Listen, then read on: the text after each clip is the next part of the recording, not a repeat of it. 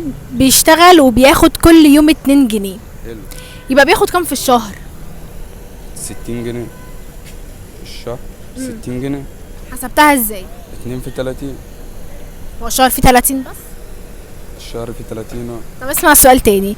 في واحد بيشتغل حلو. وبياخد كل يوم 2 جنيه، كل يوم 2 جنيه. يبقى بياخد كام في الشهر؟ بياخد كام في الشهر؟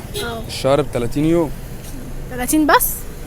30 بس. في ايام بيبقى فيها 31. ممكن ايام تبقى 28 على حسب الشهر. انت ما حددتش الشهر بالظبط انهي شهر. مثلا شهر 5. شهر 5. انت اشتغلت في شهر 5 وبقيت تاخد كل يوم 2 جنيه، تمام. يبقى هتاخد كام في الشهر؟ شهر 5 ده انا مش عارف هو 30 ولا 31 بالظبط. فهو لو 30 هاخد 60 جنيه. 60 مش اكتر؟ لا مش اكتر طب اقل؟ ولا اقل.